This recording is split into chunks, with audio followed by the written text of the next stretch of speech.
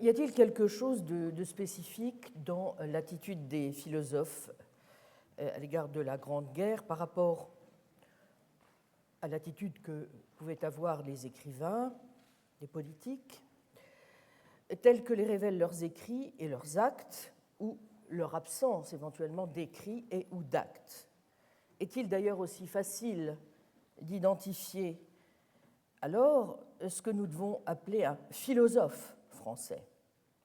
Plus encore, y a-t-il en eux quelque chose dont nous pourrions dire, sans trop forcer les choses, que cela est propre aux philosophes français, voire à la philosophie française, et dont nous pourrions montrer en quelque façon que cela fournit une grille de lecture et d'interprétation de leurs écrits et ou de leurs actes?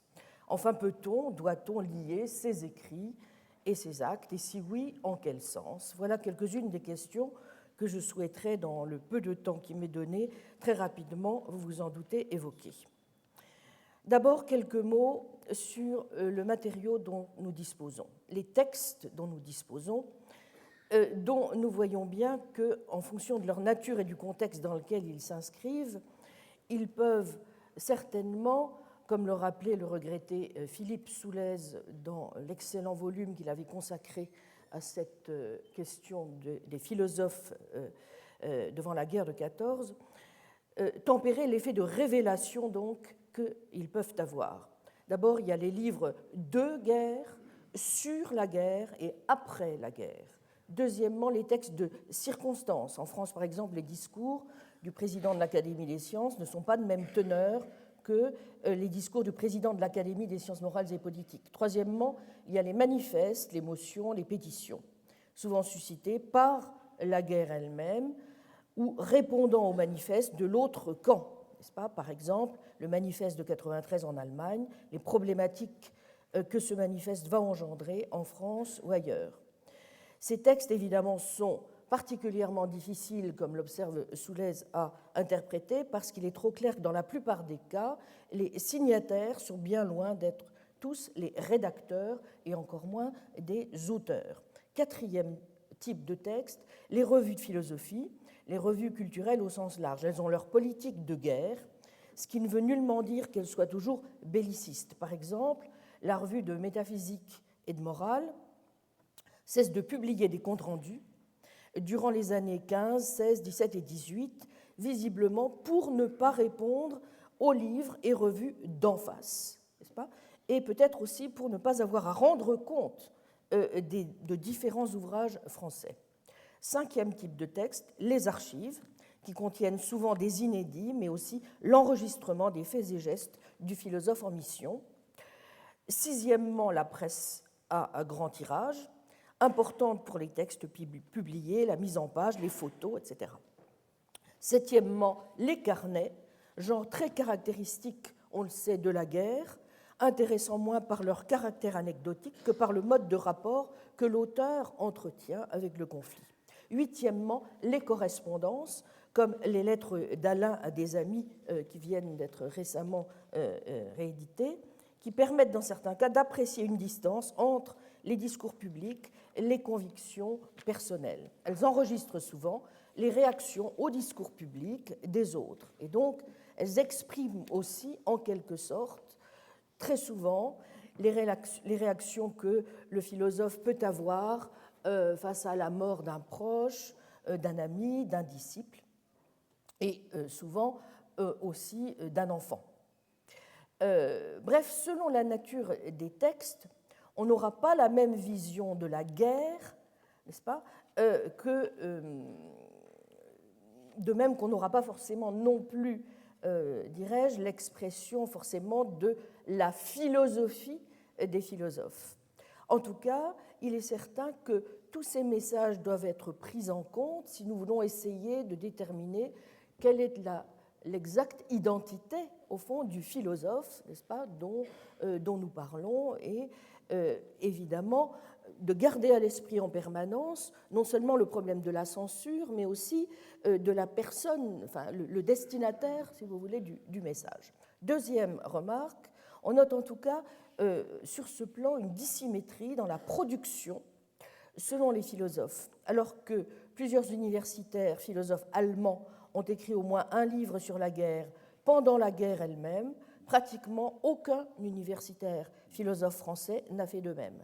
Les philosophes français ont préféré, semble-t-il, apporter donc leurs témoignages dans le cadre de cycles de conférences, de brochures, d'ouvrages collectifs.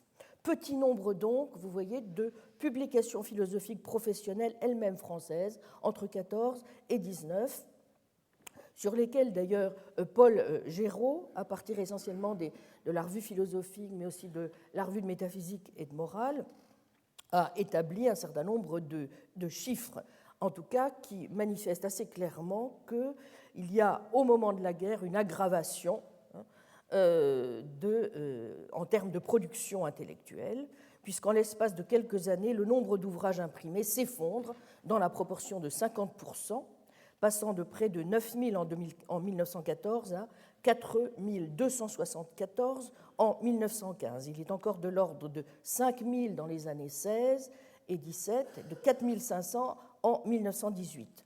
Donc, les ouvrages philosophiques, nous parlions tout à l'heure des ouvrages scientifiques, mais les ouvrages philosophiques non plus ne sont pas épargnés dans ce reflux global.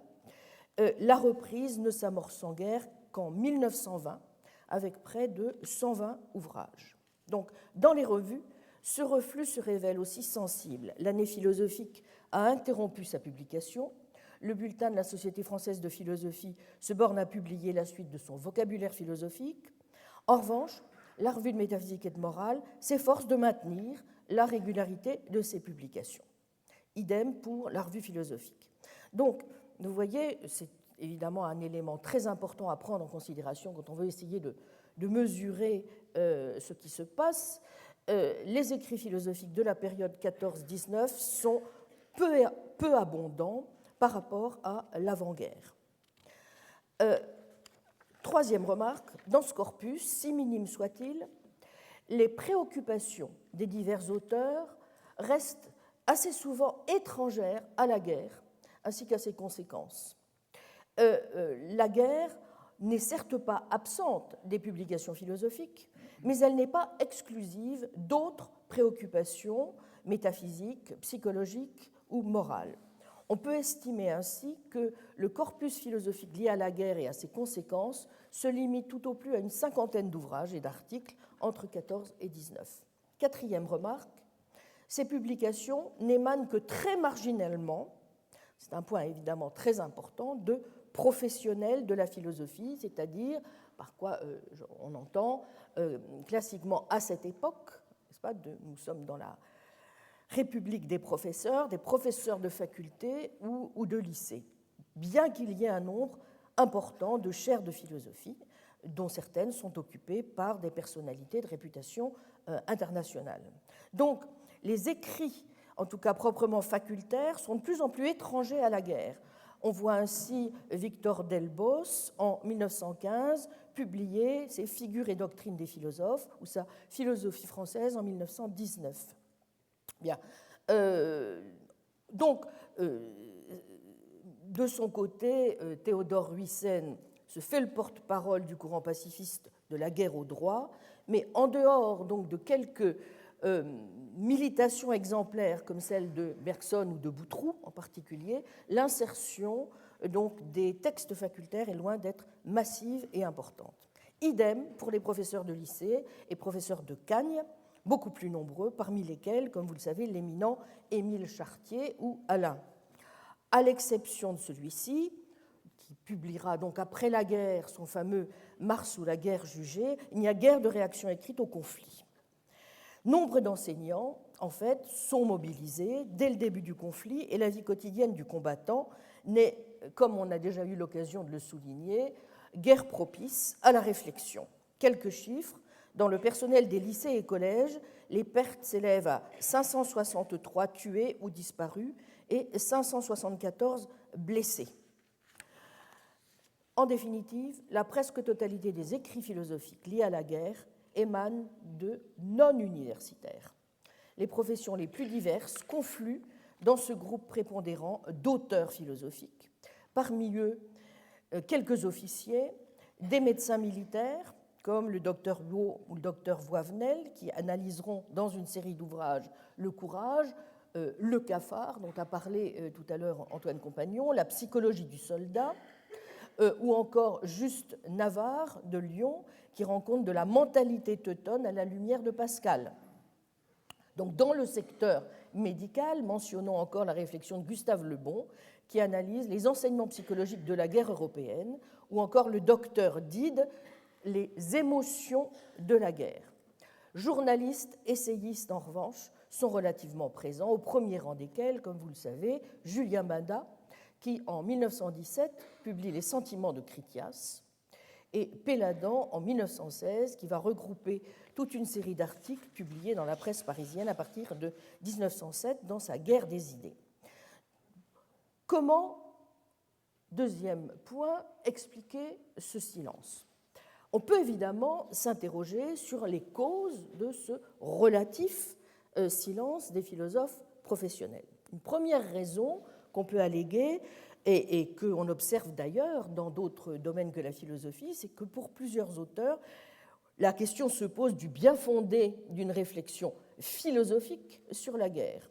Le primat de l'action doit, selon eux, l'emporter sur la spéculation pure, sur des considérations trop abstraites et hors du temps. On s'élève même contre l'aspect futile, l'inconscience de la recherche philosophique dans les années qui ont précédé la guerre. À propos justement de ce livre du docteur Dide, Les émotions et la guerre, Lionel Dorac, dans la Revue philosophique, écrit « Quand la parole est au canon, les philosophes sont moins que jamais les maîtres de l'heure. Les philosophes n'ont, a fortiori, n'ont ni su ni pu prévoir l'éventualité d'un conflit mondial. Ils n'ont pas non plus su préparer les esprits à la chose, ni l'opinion. Donc, au fond, le mieux, c'est qu'ils se taisent. Deuxième raison qu'on peut invoquer, c'est que la conséquence qu'en tirent les non-professionnels est que ce à quoi doit se limiter l'exercice philosophique, c'est au fond à prendre la guerre comme une forme de terrain de jeu, si j'ose dire, de la méditation morale et sociologique et propice à l'analyse des faits psychologiques à partir des impressions vécues au front. Donc, on va trouver en effet toute une série d'analyses psychologiques détaillées sur la peur, le courage, le sens du sacrifice, assez difficile dès lors à démêler de la pure et simple propagande du reste. Tous les auteurs sont unanimes pour célébrer la radicale transformation du civil français, volontiers idéaliste et internationaliste, en soldat héroïque, patriote, qui est naturellement doté du côté français des vertus triomphantes, de courage, de solidarité, d'esprit de camaraderie, de persévérance propre à l'âme française, opposée bien entendu à la monstrueuse perfidie Bosch, une volonté fondée en raison et en liberté par l'éducation républicaine qui a su la cultiver, la développer, qui fait aussi du français, dans le pays de Descartes, mais aussi imprégné de valeurs chrétiennes, un être libre et raisonnable, adulte, dévoué au bien commun qu'incarne la patrie, à l'opposé de la mentalité teutonne, faite de mensonges, de crédulité, déployant orgueil démesuré, mysticisme irrationnel, asservissement collectif et aveugle, ne croyant qu'à la force du droit au coup de poing, ne prenant les traités que pour des chiffons de papier. C'est bien ce cynisme qui fait fi du droit international, cette morgue du culte de la science germanique, forte de son prestige européen et de ses réalisations techniques, qui s'incarne certes dans le Kaiser Guillaume II, mais aussi chez les intellectuels et universitaires germaniques, et qui est dénoncé dans le numéro de novembre 14 de la Revue de métaphysique et de morale, je cite, « Faut-il rappeler enfin qu'un trop grand nombre de philosophes illustres, de ceux-là même en qui nous aimions à respecter de hauts modèles de probité intellectuelle, ont apposé leur signature au bas du manifeste de 93. » Numéro de novembre 1914, qui comporte tout de même dans le même temps la conférence d'appel à l'unité entre philosophes et mathématiciens prononcée par Boutroux au Congrès de philosophie des mathématiques de 1908, un très important article sur Condorcet, un encore plus important et long article de Lalande sur l'œuvre de Louis Couturat, disparu, comme nous venons de le voir, précisément parce qu'il a été fauché par une voiture qui portait l'ordre de mobilisation du mois d'août, mais aussi à la fin du numéro un long papier intitulé « Questions pratiques sur la guerre et la démocratie », où Georges Belot indique qu'il s'agit d'abord d'une guerre de principes sur lesquels s'opposent et sont aux prises deux conceptions de l'ordre humain, de la vie des sociétés et de leurs relations. Une Allemagne et une Autriche qui se battent pour elles-mêmes, alors que les Alliés, vous l'aurez compris, luttent pour tous. Mais où, dans le même temps, on essaie tout de même de rappeler, même nous sommes dans la revue de métaphysique et de morale, que Kant est fils de Rousseau et de la Révolution, et non pas donc du côté de l'Allemagne. Bien, on le voit, n'oublions pas que Boutroux a été imprégné du kantisme de Edward Seller, dont il avait suivi l'enseignement à Heidelberg.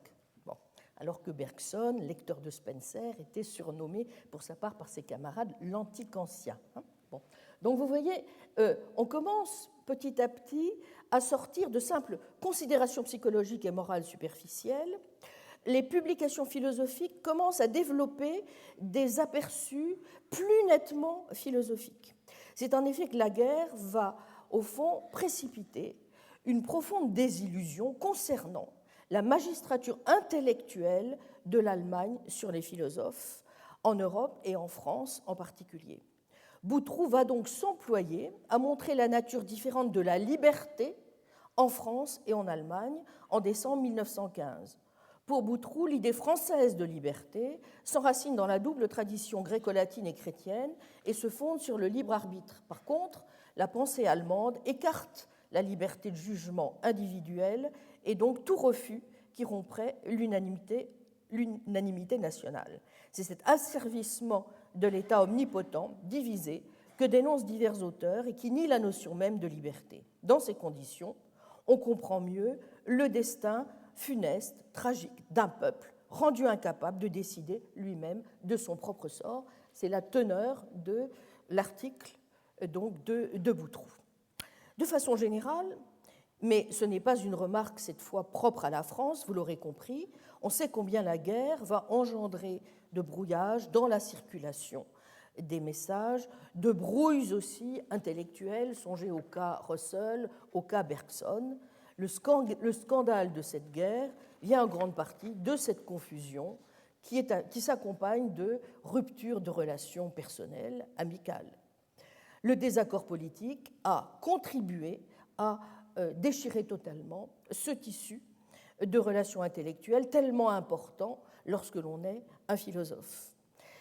Donc, en même temps, évidemment, on peut se demander s'il n'y a pas lieu aussi précisément, s'agissant des philosophes français, de réfléchir aux raisons pour lesquelles certains d'entre eux, et je pense notamment ici au magnifique livre de Le Dantec, Savoir, considération sur la méthode scientifique, la guerre et la morale, et aussi au magnifique Sentiment de Critias de Julien Bada, comment il se fait que ces essayistes philosophes ont pu voir en cette guerre, du côté même de la France, après la banqueroute de la science, la faillite de la morale.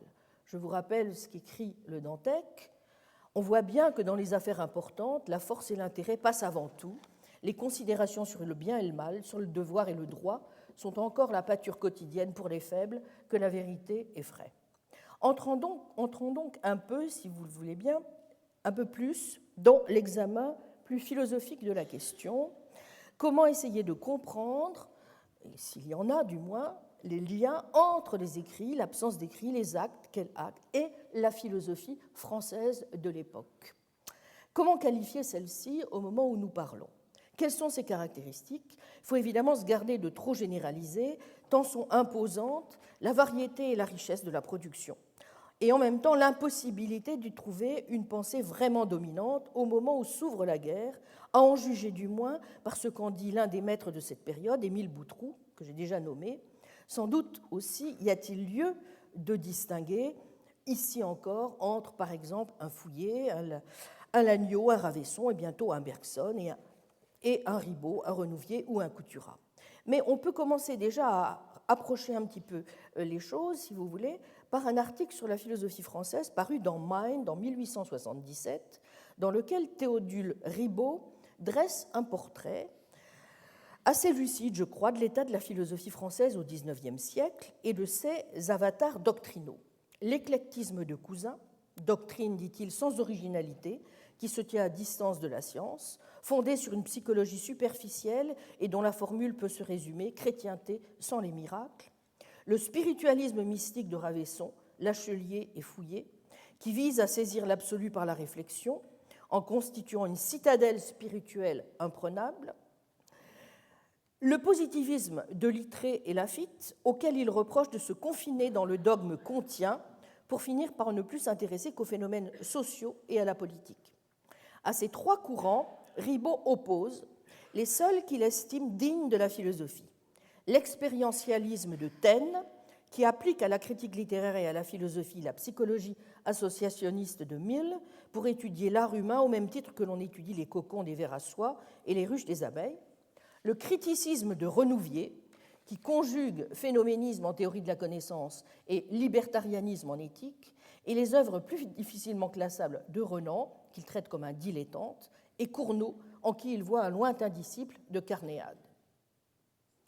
Boutroux, dans son mémoire pour le congrès de Heidelberg, concluait qu'en somme, en l'absence d'une doctrine commune ou même dominante, l'école française se caractérisait aujourd'hui par la communauté de l'esprit philosophique, introduit dans les disciplines les plus diverses, uni, mis au service des idées les plus opposées. Dominique Parodi, qui je crois était aussi, et on peut comprendre peut-être du même coup un peu la tonalité très conciliatrice de son ouvrage, en 1919, dans un panorama qu'il dresse de la philosophie contemporaine, tirera à peu près le même constat, c'est-à-dire à la fois celui d'une extraordinaire vitalité, d'une très grande variété de la production philosophique, et en même temps de ce qu'il juge être son trait caractéristique, l'anti-intellectualisme. Un anti-intellectualisme que Parodi associe à plusieurs traits. Premier trait, la spéculation et la discussion philosophique se concentrent désormais autour d'un petit nombre de problèmes qui touchent à la portée et à la nature de la science, progrès de la psychologie expérimentale, de la sociologie, sont significatifs de cette tendance. La philosophie des sciences, à laquelle quelques-uns voudraient réduire la philosophie entière, est en tout cas, à l'heure actuelle, la partie la plus cultivée chez nous, dit-il, et la plus en honneur. Deuxième trait, dit Parodi, beaucoup des problèmes métaphysiques traditionnels sont à peu près abandonnés ou traités incidemment comme corollaires des seuls problèmes qui intéressent, et ceux-ci sont exclusivement les problèmes relatifs au rapport de la science ou de ses principes directeurs, déterminisme, mécanisme, conservation de l'énergie, avec l'activité de l'esprit, avec le libre arbitre humain, la moralité. Le problème de la liberté est devenu décidément le problème central de la philosophie, celui autour duquel tous les autres, y compris le problème de la connaissance, viennent graviter. Troisième trait, très apparent de la philosophie présente, c'est l'importance qu'a prise le problème moral, non plus comme spéculation abstraite et théorique sur le fondement de l'obligation ou sur les rapports du devoir et du bien, mais plutôt comme recherche radicale sur l'existence et le sens même de toute moralité. Y a-t-il une morale? Une morale est-elle possible? En son essence, dernière est-elle chose toute historique et sociale, ou bien psychologique et individuelle ou rationnelle? Vous voyez, bon, donc il y a déjà au moins trois traits très présents, mais, dit Parodi, sous la multiplicité des tendances, c'est tout de même aussi, ce qui est une autre caractéristique donc englobante, si j'ose dire, une période d'antirationalisme et plus précisément d'anti-intellectualisme. La notion, ajoute-t-il, d'explication, d'intelligibilité, de vérité subit une crise profonde. Si les tendances, dit-il, anti-intellectualistes ne dominent sans doute pas absolument, si l'on peut se demander même combien de temps pourra durer encore leur succès, ce sont elles pourtant qui distinguent le mieux notre manière de penser de toute la philosophie antérieure. La défiance qui s'était attachée, au moins dans certaines écoles, et pendant tout le cours de la philosophie moderne depuis la Renaissance, à l'intelligence comme faculté d'édifier des systèmes absolus et de reconstruire le monde a priori, cette défiance avait toujours pour contrepartie une entière et d'autant plus profonde confiance dans la science positive, dans les lois que le physicien ou le chimiste fondaient sur leurs observations ou leurs expériences, armés du microscope ou inattaquables dans leur laboratoire. Et l'on avait attendu d'eux une explication de plus en plus adéquate de l'univers. C'est au contraire de l'intelligence comme faculté d'interprétation de l'expérience et de la nature, autant que de l'intelligence comme faculté de construction a priori, c'est de la science positive autant que de la métaphysique que l'on médit et que l'on se défie volontiers aujourd'hui. Les synthèses purement philosophiques et les théories fondées sur la science sont soumises également à la plus sévère critique. La notion de vérité absolue universelle semble parfois ébranlée. Et l'on conclut souvent, dit Parodi, en faveur soit d'une sorte d'intuition sui generis, mais non formulable en concepts définis et en raisonnement discursif, soit de vérités multiples, non seulement approximatives et relatives, mais provisoires et momentanées, auxquelles on ne demande que d'être commodes et maniables, soit encore d'un empirisme radical qui, désespérant de toute synthèse unitaire, s'arrête à une pluralité de lois ou même de faits juxtaposés et ne voit rien à chercher au-delà. À ce caractère général se rattache un intérêt de plus en plus grand pour tout ce qui est de l'ordre de l'inconscient et d'autre part de l'instinct. C'est aussi parce que la pensée moderne est dominée par l'idée d'évolution et qu'elle nous montre par là toute réalité dans un perpétuel devenir. Partout, elle nous fait sentir la mobilité et l'instabilité universelle. Donc vous voyez, conventionnalisme mobilise, pluralisme, ainsi pourrait-on désigner les tendances les plus extrêmes de l'époque. Ce n'est donc plus au point de la spéculation pure, de la pensée conçue comme faculté contemplative, qu'on va être amené à se placer en dernière analyse, mais au point de vue d'une vérité toute relative à l'homme, à ses besoins, qui n'a d'usage et de sens que pour lui, au point de vue de l'action et des conditions qu'elle exige pour être possible et efficace. Et Parodi conclut, au nombre de celles-ci apparaît l'intelligence, réduite ainsi à n'être que la servante et l'instrument même de la pratique, si bien qu'on semble se trouver assez près parfois du pragmatisme anglo-saxon. En résumé, même si Bergson est dès cette époque un pôle en France, comme peut l'être en Angleterre Russell, et joue déjà, on le sait, un rôle politique majeur par les missions qui vont lui être confiées pour convaincre Wilson, en particulier, d'intervenir dans le conflit, n'est-ce pas ? Son magistère n'est pas encore celui qu'il deviendra après la guerre, et il fait même à l'époque l'objet de pas mal de critiques de tous bords. Néanmoins, il est clair que les deux personnages magistraux de l'époque restent les deux B, comme les appelle Benda dans Les Sentiments de Critias, Boutroux et Bergson. Et c'est vrai que ceci permet de comprendre pourquoi il y a au moins trois éléments très profonds, si vous voulez, qui vont parcourir toute la philosophie française de l'époque. Le premier élément, je crois, c'est la forme, ce qu'il faut bien appeler, puisque c'est aussi le nom que leur donnent ceux qui le défendent, un spiritualisme mystique. Bergson a été l'élève de Boutroux, qui, tout qu'ancien qu'il était, appartenait aussi à ce qu'on appelle le spiritualisme français, présent aussi chez Ravesson.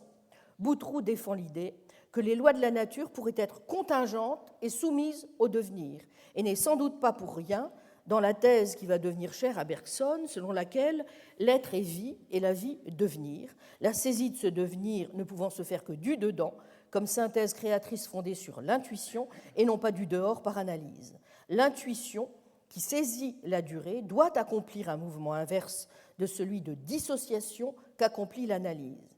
Mais Bergson, comme on le sait, refusant tout dualisme, va aussi soutenir que cela n'implique pas une opposition simpliste de l'intuition et de la raison, de la vie et du concept, de la durée et du langage, mais que la raison, le concept, le langage eux-mêmes doivent devenir fluides, plastiques, mouvants. Par cette merveilleuse, mais aussi, admettons-le, un peu mystérieuse synthèse, dont Bergson admettra qu'elle lui fait rejoindre le mysticisme, n'est-ce pas, mais qui lui permet par là même, dit-il, de réconcilier le rationnel et le devenir. Deuxième élément donc clé, le conventionnalisme de la philosophie française de l'époque, qui tient là cette fois, qui est beaucoup plus, si vous voulez, inhérent justement au courant important qui traverse la philosophie des sciences, que vous retrouvez chez des auteurs comme Pierre Duhem, Poincaré, Millot, n'est-ce pas, et qui prend acte des changements considérables intervenus dans les sciences, qui critique la vision classique du rationalisme, aussi bien que du positivisme, et qui défend tous, enfin, même si c'est évidemment avec beaucoup de nuances, il faut notamment ici distinguer les positions de Duhem, de Leroy et de Poincaré, dont on sait qu'ils conservent en fait une forme de réalisme, mais qui, si vous voulez, en tout cas si vous prenez la position du bergsonien Leroy, la défense, une radicalisation du conventionnalisme nominaliste, n'est-ce pas, qui revient, puisque Leroy dira que ce qu'il faut assurer, c'est l'alliance entre le positivisme spiritualiste de la lignée dont Gravesson, Boutroux, Bergson, avec la science, et proclamera, je le cite, que posséder l'esprit d'invention, c'est croire à l'évolution de l'évidence et à la plasticité de la raison. Fin de citation. Troisième élément, donc, le pragmatisme, qui est assurément le troisième trait marquant de cette frénésie de synthèse et de conciliation des contraires, pour ne pas dire des contradictoires, qui s'emparent des philosophes français.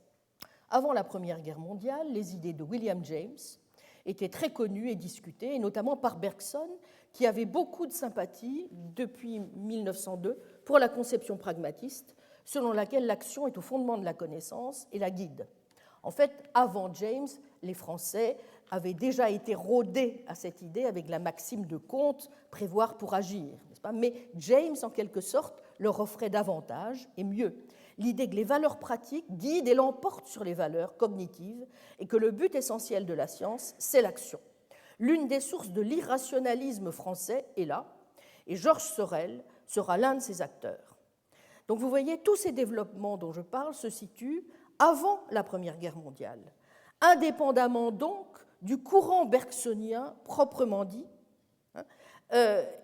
qui va évidemment épouser de façon tout à fait naturelle, au fond, toutes ces transformations. Idéaliste, intuitionniste, volontariste, pragmatiste, telles sont les caractéristiques majeures de la philosophie française que vous retrouverez encore, n'est-ce pas, d'ailleurs, après la guerre, chez Léon Brunswick en particulier, et que, une fois encore, on peut caractériser comme une tendance profondément anti-intellectualiste, en rupture avec l'intellectualisme antérieur aux années 80, mais dont il faudrait, selon en tout cas M. Parodi, se réjouir, tout en reconnaissant que, évidemment, il traduit tout de même une crise. Vous voyez dans cette filiation, premièrement, un fort penchant pour l'idéalisme plutôt que pour le réalisme. Le réel n'existe que par l'activité de l'esprit. Deuxièmement, un goût assez net, ou un rejet, assez net de ce qu'on appelle avec mépris la logistique en faveur de l'intuitionnisme. Jacques Bouvresse en a dit un mot tout à l'heure. Troisièmement, le goût du syncrétisme éclectique, conciliateur, qui n'aime pas du tout les oppositions tranchées. On aime à fondre les ismes les uns dans les autres, c'est pourquoi du reste Brunswick va détester la classification systématique des doctrines philosophiques de Renouvier, qui lui semble figer l'activité spirituelle. Quatrième chose enfin, volontarisme, l'action est plus importante que la connaissance, est à sa base le jugement, thème que vous trouvez chez tous les disciples de Lagneau, chez Alain, est le produit d'un acte libre de la volonté, n'est-ce pas, qui déplace évidemment le primat de l'entendement. Ce n'est pas dire, bien sûr, que toute la philosophie française se résume à ces grandes lignes que je viens d'indiquer.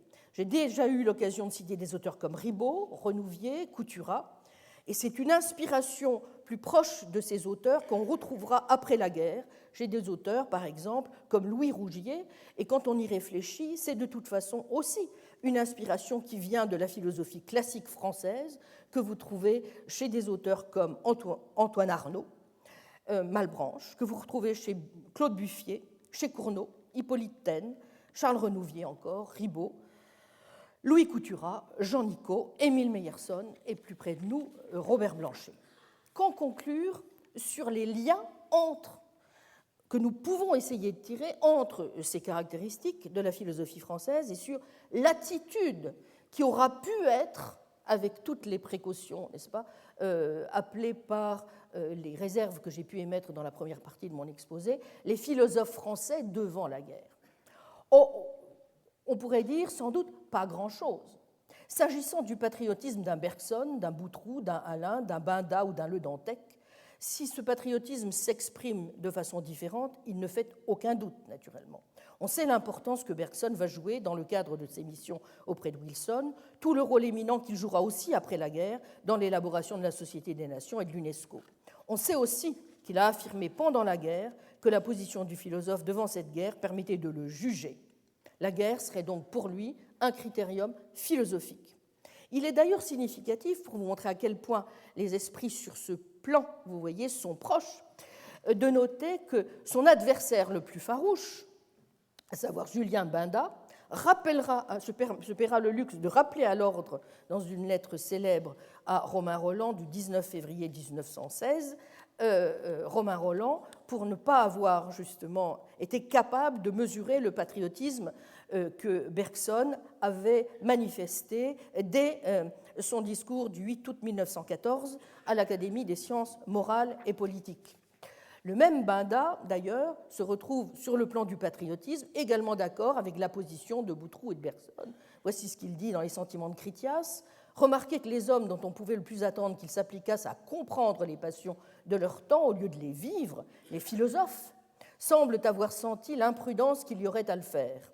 B et B, ils sont ici, dit-il, les noms de deux philosophes académiciens, depuis 2 ans, adoptent les passions de leurs concitoyens, se gardent bien de les juger. Fin de citation. J'ai déjà évoqué le comportement de Boutroux. Quant à celui de Couturat, on le sait, qui exprimait quelques années avant son attachement aux lois de l'esprit dans le manifeste qu'il écrivait en faveur de l'élaboration de cette langue internationale dont a parlé Jacques Bouvresse, n'aura guère eu le temps de montrer quoi que ce soit, puisqu'il périt, donc, comme on l'a vu, le jour même de la déclaration. Donc, mais dont il est important tout de même de noter qu'il est figure du destin, en tout cas figure malheureuse parmi tant d'autres d'illustres philosophes de la logique et des mathématiques français, à qui le destin, et pour certains la guerre, je pense évidemment à l'immense Cavaillès, ne va pas beaucoup laisser le temps d'exprimer leur talent et de prendre donc toute la place qu'à mon avis ils auraient prise dans la philosophie française. Je pense à des auteurs encore comme Jean Nicot ou Jacques Herbrand. Quant à Alain, en dépit de son pacifisme, que comme Russell, mais avec des arguments différents, il défendra après ce crime passionnel, ainsi qu'il qualifie la guerre, il a choisi, on le sait, immédiatement de s'engager. En ce sens, je ne suis pas convaincu pour ma part que les critiques dont feront l'objet les philosophes dans l'entre-deux-guerres soient vraiment là où l'attention doit être portée, si nous devons évaluer la nature même de leur engagement. Vous savez très bien l'attaque dont Bergson fera l'objet. Le traître est mort, vive les traîtres. Politzer, comme quelques années plus tard Nizan dans Les Chiens de garde, parle au nom du marxisme et reproche essentiellement à Bergson d'être un représentant de la philosophie bourgeoise et de travestir les intérêts de sa classe au nom du culte de l'esprit, mettant du reste, ce qui est assez comique, dans le même sac, Bergson et Benda, aux côtés de Brunswick, Lalande, Marcel, Ray, Boutroux, etc. Ce qui me paraît en revanche plus intéressant et plus important, et c'est évidemment pas très facile, je ne me permettrai pas de dire que je fais autre chose que quelques suggestions, c'est de déterminer au fond si, en quelque façon, la forme même que prend chez les uns et les autres l'engagement n'a pas quelque rapport avec le genre de philosophie qui a leur préférence. Vous voyez, bon, alors, si on reprend juste quelques exemples rapidement, l'engagement d'Alain est sans conteste celui de l'élève de Lagneau, dont Thibaudet vante les qualités de boursier en les opposant à celles de l'héritier Barrès dans La République des professeurs. Mais on sait aussi qu'on a reproché à Alain son attitude pour des raisons qui ne sont pas toutes mauvaises. Bon, je ne m'attarde pas là-dessus.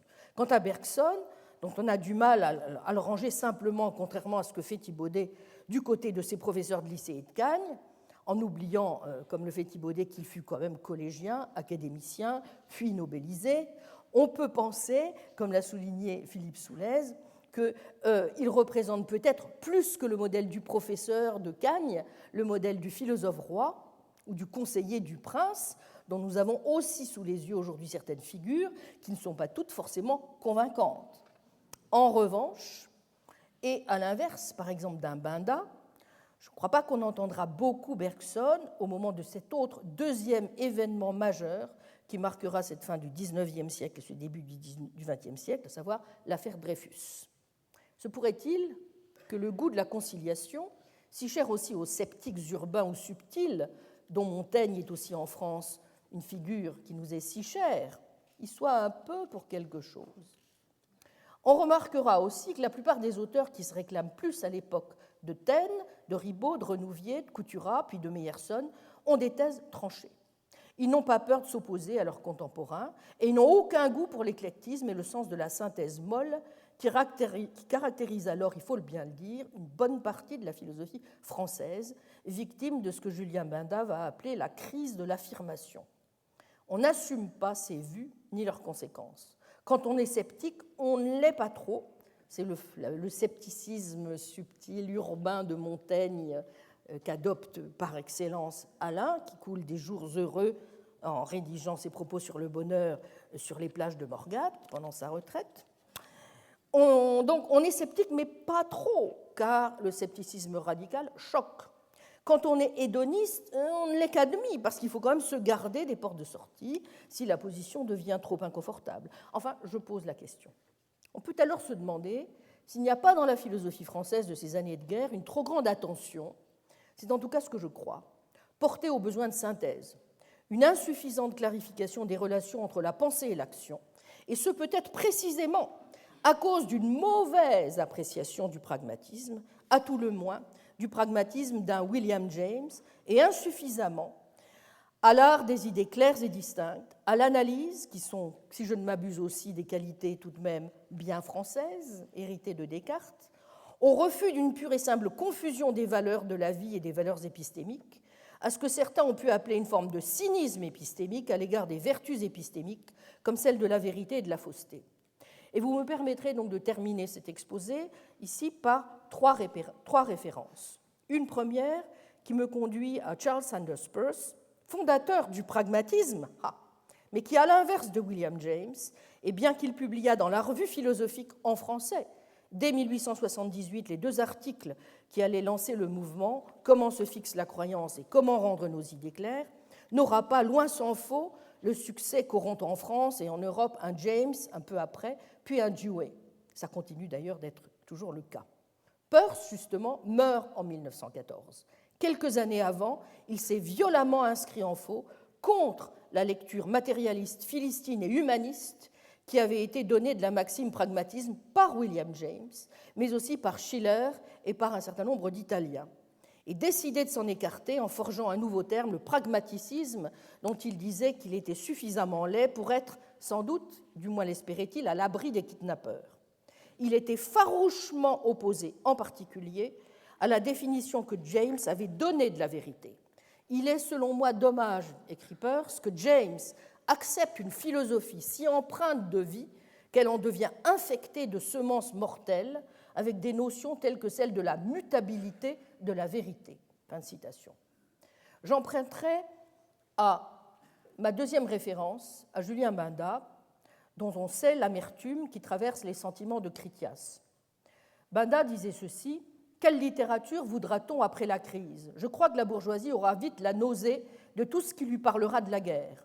D'autre part, ce qui n'en parlera pas lui paraîtra fade et elle croira devoir le trouver tel. Nec tecum, nec sinete, vivere possum. Quoi qu'ils fassent, les auteurs doivent s'attendre à un public mécontent d'eux.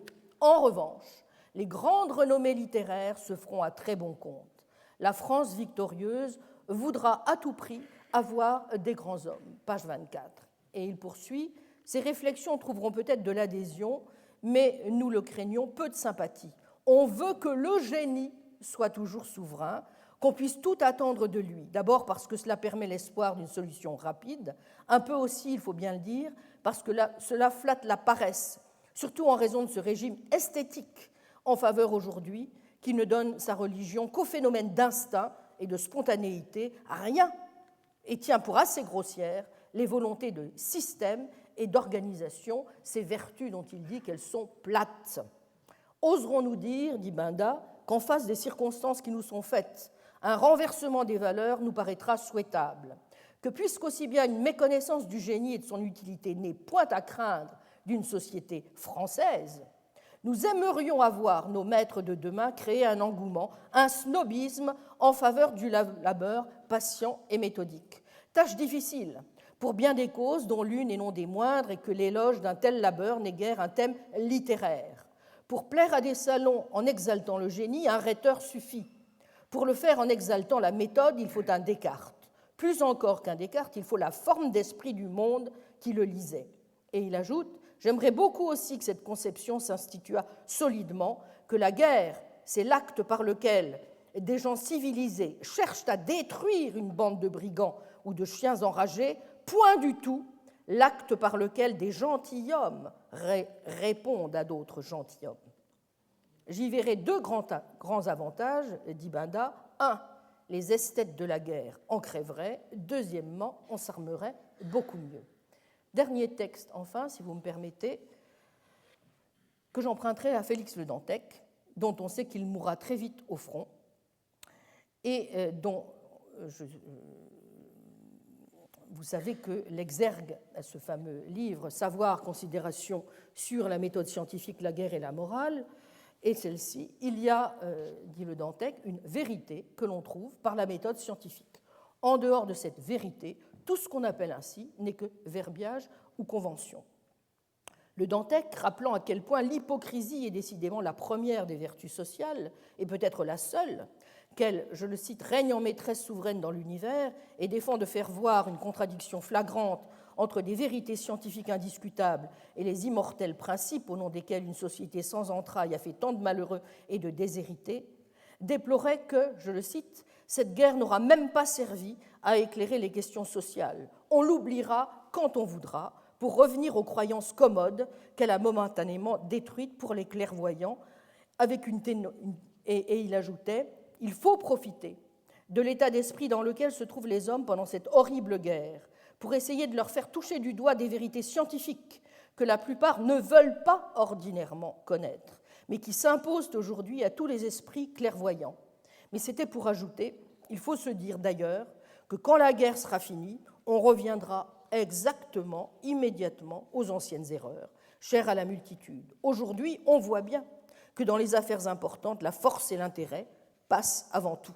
Les considérations sur le bien et le mal, sur le devoir, le droit, sont encore une pâture quotidienne pour les faibles que la vérité effraie.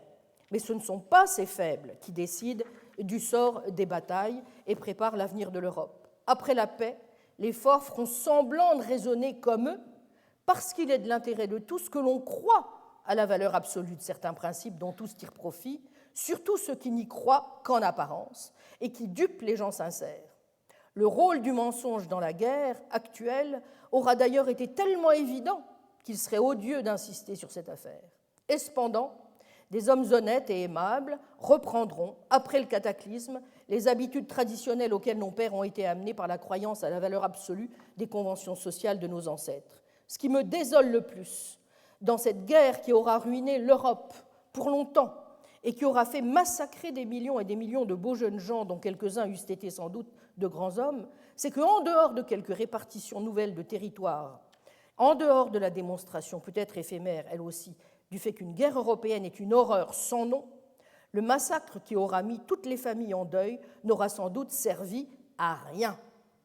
Il y aura eu d'innombrables actes d'héroïsme, et l'histoire de l'Antiquité ne nous apprendra plus rien qui mérite d'être enseigné, mais l'héroïsme est le résultat d'un état momentané et ne laisse pas de traces durables dans la mentalité des hommes. Ce que je sais des lois biologiques m'amène à considérer l'évolution humaine comme infiniment lente, quelles que soient les circonstances traversées par les générations. L'humanité sortira de cette guerre de quelques années absolument identique à ce qu'elle était en la commençant. On reprendra les vieilles traditions, les vieilles croyances à des choses que l'on sait fausses et au nom desquelles on fait plus de mal que de bien. Et dans quelques années, nous en serons revenus à nos anciens errements et à nos luttes intestines entretenues par des principes notoirement contraires à la vérité. Et il conclut, la seule révolution qui pourrait amener dans la vie sociale des changements durables de quelque valeur serait celle qui résulterait de l'orientation des mentalités humaines vers la vérité. Car il y a une vérité avec un grand V, celle à laquelle on arrive par la méthode scientifique. On y arrive malheureusement par des chemins difficiles, capables de rebuter ceux qui n'ont pas le feu sacré. Les autres croyances que l'on décore du nom de vérité sont de pures erreurs que nous aimons, que nous jugeons respectables parce qu'elles datent de longtemps. Et précisément, la guerre actuelle a ouvert les yeux des moins intelligents sur la vraie valeur des principes au nom desquels les hommes s'entretuent depuis des siècles. Malheureusement, je le répète, dès que la guerre sera finie, nous reviendrons très vite à nos anciennes croyances et nous oublierons les leçons du terrible cataclysme qui a dénoncé la faillite de la morale. Je vais du moins essayer, dit-il, c'est la fin de la préface du livre, de montrer dans ce livre que des vérités physiques indiscutables, générales, contredisent absolument les croyances spiritualistes. Peut-être cela ébranlera-t-il quelques lecteurs, mais le plus grand nombre restera fidèle à la tradition. Et le Dantec dit, il y a beaucoup de gens que les contradictions ne choquent pas. Je crains malheureusement que 100 ans après, il n'ait toujours raison. Je vous remercie.